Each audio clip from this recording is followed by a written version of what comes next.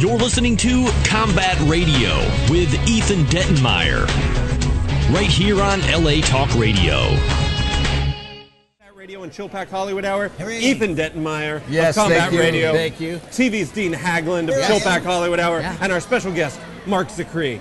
Hey, Mark. How are The you? man, Good, Marc good. Zicree. Yes. Thanks for coming and doing a duel. Look at Wow, that. this is You just gotta great. talk to both of us. Wow. Dean's it's so like- good at this, I'm just going to lean back, let him ask all the questions. Like you're Happy not to. a Star Trek nerd.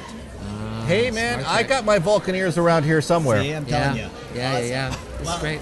Shall we, let's go Sure. in reverse order, Of course. right? You bet. Happy to. We were talking about your Twilight Zone companion. Yes. You're 22 years old. Yes. Your very first book. Yeah. Did you write bet. that? Yes, I did. I have that. Another know. satisfied customer. So that's my standard life. Yes. Well, what happened was I grew up watching Star Trek and Outer Limits and Twilight Zone. In fact, I was given a Christmas present of a trip to the original Star Trek set. I was on the set of Turnabout Intruder, which was the last Star Trek episode ever shot with the original cast. Fantastic. And yeah. How did you Did get you wear a that? red That's security Christmas? shirt? That was a Christmas gift. I grew up in Hollywood. I was an LA kid, and so Oh, wasn't my that God. wasn't that Do cool? we know your parents? Or are they famous? No, they weren't in the business, but I knew a lot of people, and so then when I got out of college at 22, I'd already sold my first short story. I'd had a radio play on KPFK. But I wanted to be a writer producer in TV, and there were no classes in that, no way to learn that.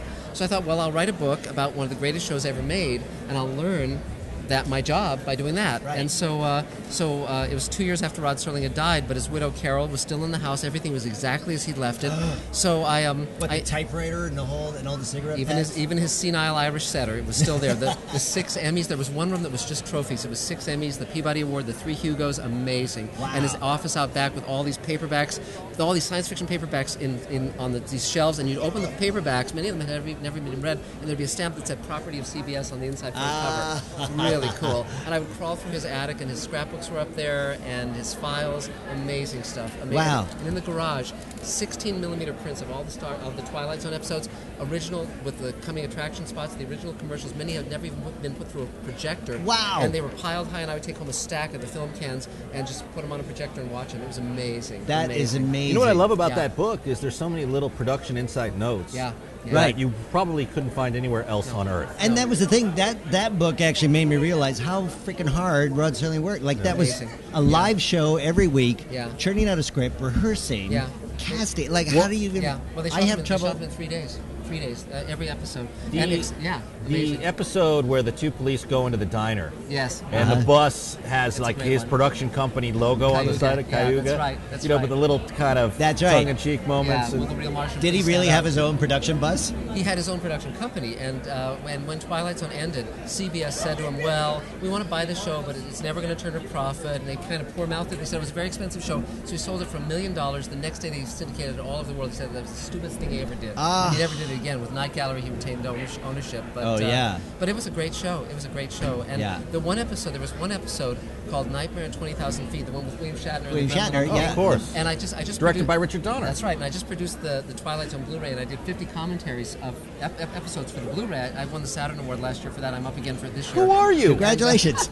exactly. Are you going to beam out of here when you're done? But here's the cool part. So I interviewed Richard Donner. We did a commentary on Nightmare 20,000 Feet, and he told me something I didn't know, which was they were shooting that. That was on a real airplane interior at MGM. Yeah. There were no wild walls. They couldn't move anything, so it's really tight. And they're shooting it, and at the beginning of the second day, it's a 3-day shooting schedule. At the beginning of the second day, they say the executives from MGM come to him and they say, listen, we need to do pickups for a feature, and so you only have this for 2 days. He had scheduled 3. Right? He said, well, then we're shooting till dawn. And that's exactly what they did. They shot that entire episode in 2 days, shooting straight through the night till the dawn. Oh, And, my A God. brilliant time in Amazing. television production history, though. phenomenal. That kind of Yeah. delivery, get Yeah. it done, bang it out. It was great. Yeah. Favorite episode is what? Well, there's one called Walking Distance, which was Rod's favorite. It's about Gig Young goes back to his hometown. He finds he's back in the past of his own childhood. He meets himself as a child. Incredible score by Bernard Herrmann. Beautiful cinematography by George Clements. Amazing episode. It's just a beautiful piece of work. But there are many that I love. I don't Yeah. care if you are on the Dynamite New Space Command project. That is not one of my favorites. It may be Rod Sterling's favorite, but come on. What Yeah. about some of the ones like where the girl falls through the Of wall? course, the little girl Yes. lost Or how again. about where like Kick the so-and-so's driving and the hitchhiker, The same Hitchhiker's hitchhiker. great. You know That's which a one great episode. enough Nightcaller. Ed Wynn. Yeah. Ed Wynn's Yeah. episode where he's Yeah. selling to the devil. One for the Angels. One for That's the great. Angels, and it's just like it's set on a stoop. I imagine It's you great. could shoot that in like Yeah. a day. That Really. was a 3-day 2-day shoot too. But the thing was, Rod wrote it thinking that Edwin would be able to talk quickly as a sidewalk salesman, and he couldn't talk quickly, but he was still so lovable. He didn't mind. Never mind. I'm sorry, you're going to miss your 3:30 panel. We're going to have to shoot this interview straight through till dawn with these two guys going back and forth about what their favorite episode is, so that you can tell them something cute about something fantastic, though. Sorry, and you know, I also love Nightcaller with Gladys Cooper. That was another 2-day shoot, because that was Jacques Tourneur. Jacques Tourneur directed that. He did he did Cat People and he did Curse the Demon,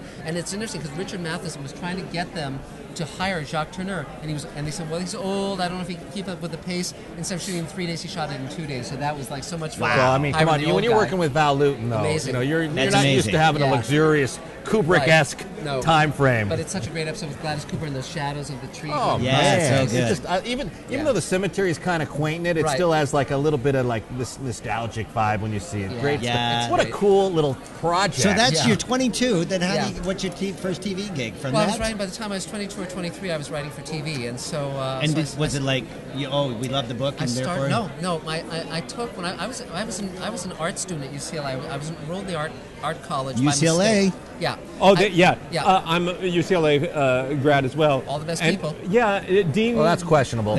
Dean constantly accuses me of coming from Ivy League elitist school. Yeah, Ivy League cultural elitist school. Well, the funny thing about UCLA was I applied to be an undeclared major in the College of Letters and Sciences. Figuring out I could decide whether to be an artist or a writer. Yeah. And when I got my paperwork back, they said, well, you're enrolled in the College of the College of Fine Arts as a painting, sculpture, and graphic arts major, which was surprising because I never applied to that major or that school. It was a total mix-up in the paperwork, but I thought, well, this is the hand of fate. So I went and I got my degree in painting, sculpture, and graphic arts. I was having gallery shows of my paintings and my photography when I was a teenager. Oh my gosh. Appearing in national magazines, my artwork. Wow. And but then when I was 19, I went to the Clarion Writers Workshop, which was the leading science fiction writing workshop in the country, sold my first short story, then came back and finished my art education at UCLA. But the way I got into TV was... Theodore Sturgeon, the great Theodore Sturgeon, he was one of the great science fiction writers. He wrote for Star Trek, wrote great books and short stories. He was teaching an adult education class at UCLA, and I was not allowed as an undergrad to take that class, but I thought, well, hell with that. Ted Sturgeon...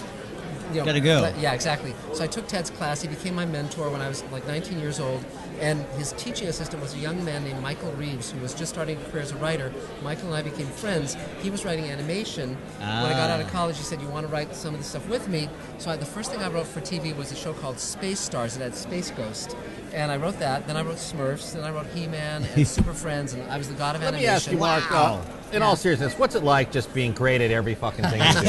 Like, really? What's it like just walking through life and, everything's fucking brilliant? It's very nice. You're brilliant. Your art's brilliant. You're brilliant at 10. You're brilliant at 12, 15. What is it like? But after today, I'm gonna go downhill quick. That's the problem. That's not because of this show. I don't know what you're implying. The Combat Radio curse. That's right. Fault, Yeah, so like the Madden cover. Right, sure. Why did Newton ever repeat everything twice? What was the point of that? Well, usually it's so you'd have to animate less.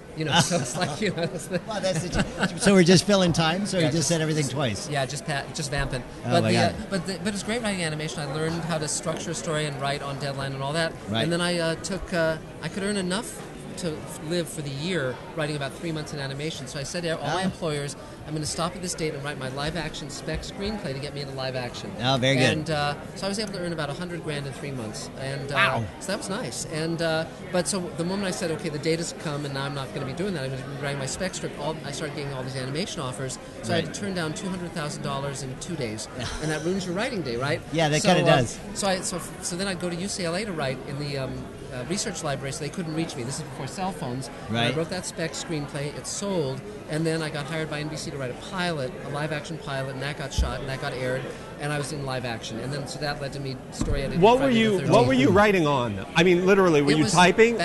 No, because I started on a Selectric, an IBM Selectric. Yeah. But then when computers came out, then you needed to switch over to computers. Okay. So I was on a K-Pro 2 initially. Because, I just picture you in the University Research Library, which is, of course, where Bradbury wrote Fahrenheit 451 on those typewriters that they would run. They've got a plaque. They've got a plaque in the basement where he typed that. Is that right? Like 10 cents an hour or something. But Ray gave me a photo of himself pointing to that plaque, signed it to me. Ray was a dear friend for the last 15 years, a dear friend and mentor. But so So but when I go to UCLA, I had a laptop by then, but it was a big, bulky thing, right? And it would take like one act of one script in like on a 5-inch floppy. It was right. So old school. Remember that? Yeah. That's old school. Do you still have the floppies? No. You transferred it all. Yeah. Good thinking. And but it's a different world. Very Oh, different it world. sure is. Yeah. Because now we come up to Space Command. Yes. Here you are funding it through Kickstarter. You bet. And is this your first Kickstarter project? It is. And because I've sold over 100 scripts, I've written for all the studios and networks, all the major ones, and written a lot of science fiction, Next Gen and Deep Space Nine and Babylon 5 and Sliders and Friday the 13th, the series, on Forever Night, Beauty and the Beast, on and on.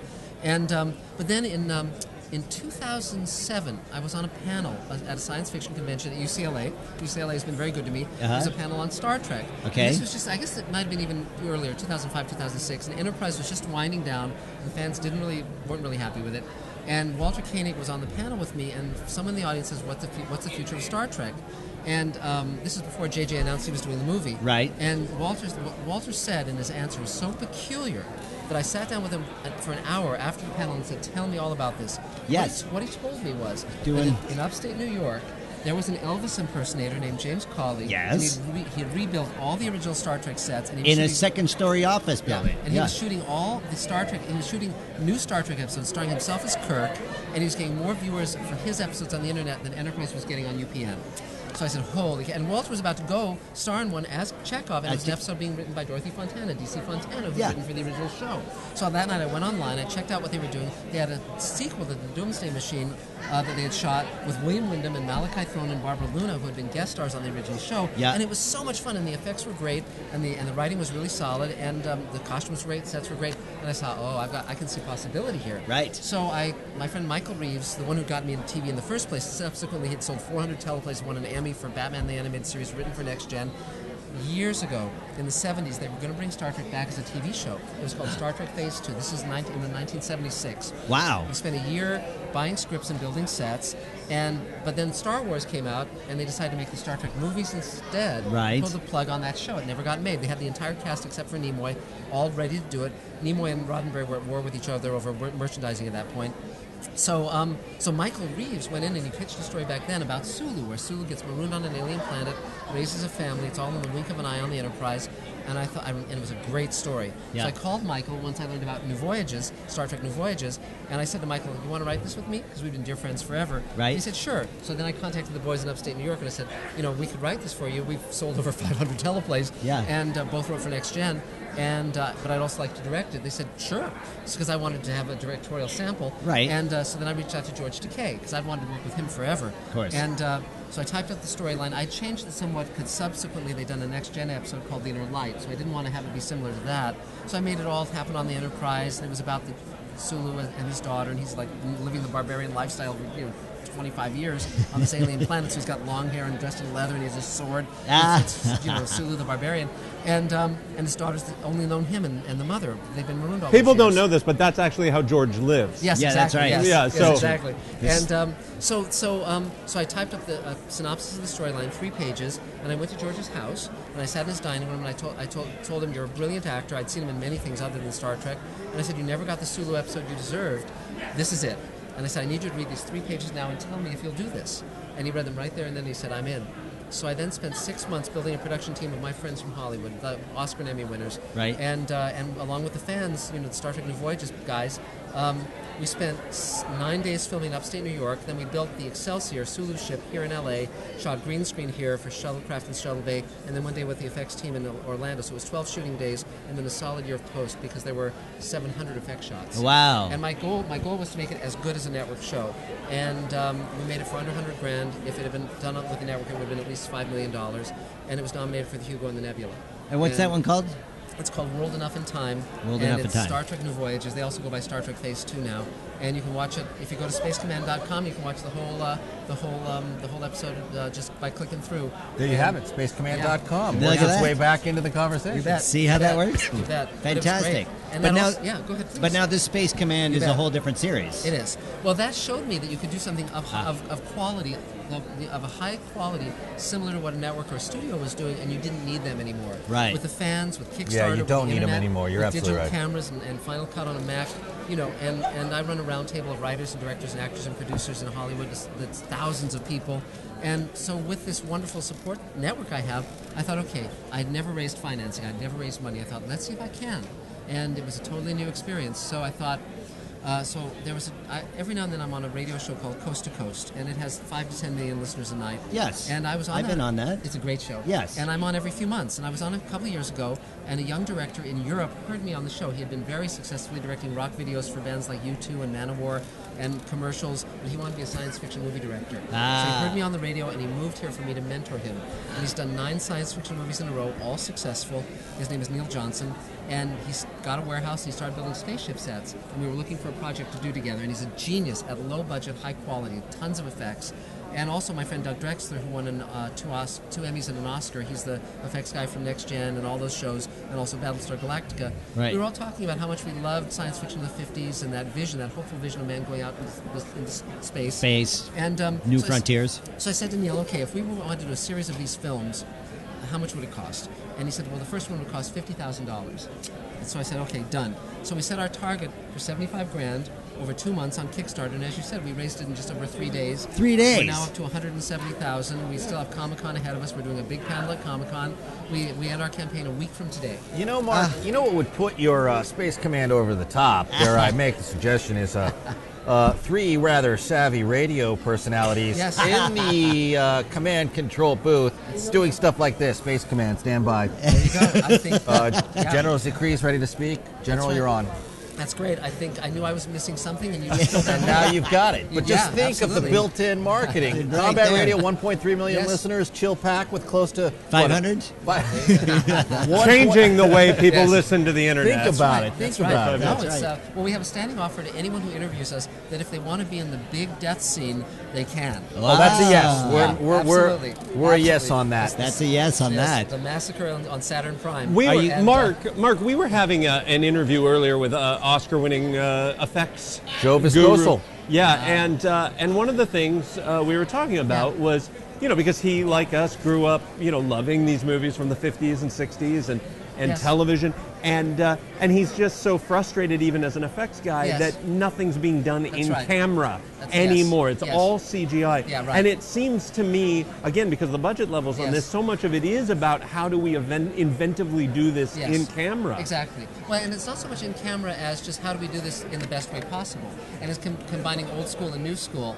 And so some of it will be practicals. I was also thinking about reaching out to magicians. I have some friends who are professional magicians. And again, you can do a lot of stuff with just their Sleight of hand. too. Yes, in terms of just tricks with mirrors, all sorts of stuff. Because in the old days, when they were doing movies like Metropolis, they'd have like a two-way mirror that part of it would be silver and part of it would be glass, and you'd have like a miniature, like where you'd see it, it'd be in the foreground. The hanging miniatures. Right, and then you'd have the people in the background, and it would seamlessly blend. And you should, when you watch a movie like Metropolis, you realize that was all done in camera. Because they didn't have the bag of tricks we have now. Yeah. Amazing, phenomenal. Well, and I always feel like the difference between the science fiction originals and the science fiction remakes, the difference is almost a science fiction story in and of itself. Yes. How humans have been replaced Yes. by And the computer machinery. machines. Yes. And the thing is that it can't be a coincidence that the remakes lack the humanity that so many of the originals had when they were just imbued with human inventiveness Well, through I'll tell you through. the great thing. You were mentioning Little Girl Lost, that great Twilight Zone episode. There's a scene where they put their hand through a wall and people come in and out through that wall, that hole in dimensions. That was done in camera. And the way they did that was, George Clements, who was the DP, told me this. They built a wall where it had a depression in the wall, and going like that, and they flooded it with so much light that it looked like a flat surface. So when he puts his pen through the wall, you're always shooting at like a 3/4 angle. Awesome. And that's entirely in camera. Awesome. And if you were on the set, you would see the trick, but to the camera, couldn't see it. It looked perfect. It looked perfect But you would assume it was an optical, and it's not. Wow. And so it's an amazing job. What's the panel that you're doing at 3:30 here at PopCon LA today? Screenwriters. Yeah. Is it here? Yeah. Well, you know a thing or two about that, it sounds like. Yeah. But it's funny because it's I'm doing a book with Guillermo del Toro as well, and so it's very interesting because he has that whole same bag of tricks, and he and I talk often about how to pull stuff off and how to do stuff, and it's the same. every film, whether it's $200 million or 50,000, it's a series of problems that you have to overcome creatively, inventively. And no matter how much money you have, you're always going to feel like you don't have enough. Right, exactly. So it's always the challenge. But it's when you realize you don't have enough imagination that you're really in trouble. But fortunately, I mean, my friends who are working with me on Space Command, Armin Shimmerman, who played Quark on Deep Space Nine, the principal on Buffy, and Ethan Phillips, who played Neelix on Voyager. And Doug Jones, friends of the show, he's on this. Doug's one of our regulars. He played Pan's Labyrinth and Hellboy, and Amber Benson from Buffy is coming aboard. And Dean Haglund, Leirness, and Ethan from the radio side of things. The more the merrier. Right I know, but I love people who can do the job. I love people who are the real deal and who show up to do. I mean, because you and I both know that you can. This is something I learned as a kid. 1 hour of one TV show can change someone's life forever. It's true. For the better. Those of us who grew up on Star Trek and Twilight and Outer Limits and Next Gen and X-Files and all these wonderful shows, we have an obligation to create something wonderful. And the only way you can do that is by collaborating with people who see that same obligation. Yeah, because I get frustrated with the kids now are all watching reality series. And is that really good? Is Snooki going to change your life the way Star Trek? Are you going to come 20 years going, oh, remember Snooki in that episode? No. It's almost like we're at the point where we're scared to have our lives changed. Where we're scared to be able to dream that we're more than we are. But that's why you create something like Space Command, where you have a hopeful vision of the future. Ray Bradbury, who was, as I mentioned, was my dear friend for the last 15 years, we would talk about that, about creating a hopeful vision. And Ray and I actually created a project together. I'm a huge fan of the Martian Chronicles, and I found that Ray had 20 Mars stories that weren't in the Martian Chronicles but followed that same structure, that same chronology. So I said to Ray, can I take this and adapt it as an 8-hour miniseries called Ray Bradbury's Lost Mars? And he said yes. And so then I outlined the full 8 hours, and I reached out to my friend Michael Nankin, who was a director from Battlestar Galactica, brilliant director. Yeah. And so we took that out to the networks, and no one bought it. And I was astonished. That's and, crazy. Well, they were saying, well, the Mars in these stories isn't the same Mars as you see on the Mars rover. And I said, well, no, Oz isn't over the rainbow either. That's not the point. Right. But it's like I thought, okay, I need to go directly to the audience. I don't want to do this tap dance anymore. And so if once we're done with Space Command, I'm going to see if we can do this via Lost Mars via Kickstarter too, because Ray Bradbury's Lost Mars deserves to exist as well. Well, then you're probably just going to have your own Kickstarter channel because you just got all these ideas, and then everybody's just going to fund that. Yeah. So you'll be your own studio in no time. But the thing is that people want to do quality work. So when I reached out to Doug Drexler to head up our effects team, he said, sure, and we're already generating shots. And my friend Ian McCaig, who was the lead character designer on the last 3 Star Wars films. He designed Darth Maul and Queen Amidala. He's designing all our characters. So he's going to be on our panel at Comic-Con, and Doug Drexler is going to be on the panel, and Doug Jones. And it's like people want to do good work, and it's not about the big paycheck. Yes, it's nice to earn millions of dollars. The studios have tons of money. But at the end of the day, at the end of your life, what do you want to look back and say you accomplished? Yeah. Money is not enough. I'm glad you said that, Mark, because I've got a little radio movie I'd like you to write. I got about $450 worth of a writer's line on the budget, and what do you say we get on that right after It's all about Comic-Con. quality work. Yeah. Mark, I want to ask you, you mentioned Comic-Con, you're here at PopCon LA, you do these panels. I can tell you love coming to these events, and it's clearly not just about marketing. No. It's you love talking about this stuff. Yeah. Can you speak to that a little bit about the fun of still coming to these conventions? Well, it's funny because, the first writer I ever saw in person was Ray Bradbury when I was 10. And when I was 16, I started going to science fiction conventions and meeting my heroes like George Clayton Johnson and Harlan Ellison and all these great writers. And the thing I love about science fiction, beyond just how inspiring it is and what a wonderful genre it is that unlike most other genres, you can meet your heroes at conventions, whether they're actors or writers or directors or producers or anyone, great novelists. All you have to do is go to Comic-Con or World-Con or World Fantasy Con or any of them, and the great thing is the barriers are down. You can meet these people, and if you've got something to offer, if you've got an idea for a project, if you're 19 years old and you have this incredible short and you show a trailer for it and it's phenomenal, you can get an actor from a major show. You can get people to help you. And when I was 19 years old or even 16, with these people encouraging me, George Clayton Johnson. I mean, Williams will be having a photo. But the fact these guys saw potential in me and encouraged me, I'm happy to do the same when I meet young people at conventions or not even even young people of any age or from anywhere. You know, someone can come off the boat from China and they can come here and all of a sudden this is the thing I always have to break Dean of on our show. He always talks about the kids, the kids as aspiring filmmakers, and I always say we should say aspiring filmmakers because not there necessarily kids. There is not and there ought never be an expiration date on dreams, and everyone has stories to tell, and that's the beauty of the age in which we live, is that if you have a good story and you're someone who loves to work and loves working with people, the doors are open for you. Yes, exactly. Well, you know, it's fascinating because, you know, 19 years ago, a lot of my friends were feeling very isolated and bummed out in Hollywood, so I started this round table where I thought, okay, it's going to be a round table. We'll meet every Thursday at a restaurant, and everyone will be invited, writers, directors, producers, anyone in the business, and no pecking order. You can be an Oscar winner or an Emmy winner. You can be just starting out. You're treated exactly the same, and it's supportive. It's all about how we can get to the finish line together, and it started with 6 people, and now it's several thousand. And we have offshoots in Phoenix and Dallas and New York and Santa Barbara and San Francisco, one starting in London.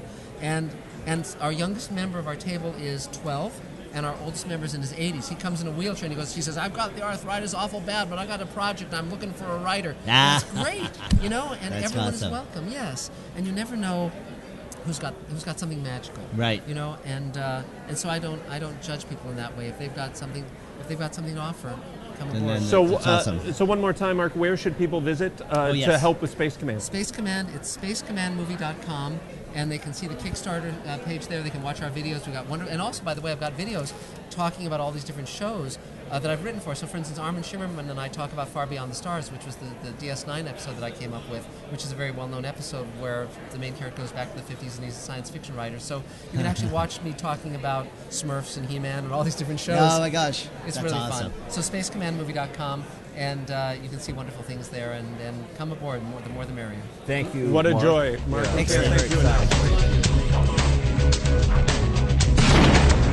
you. You're listening to Combat Radio with Ethan Dettenmaier, right here on LA Talk Radio.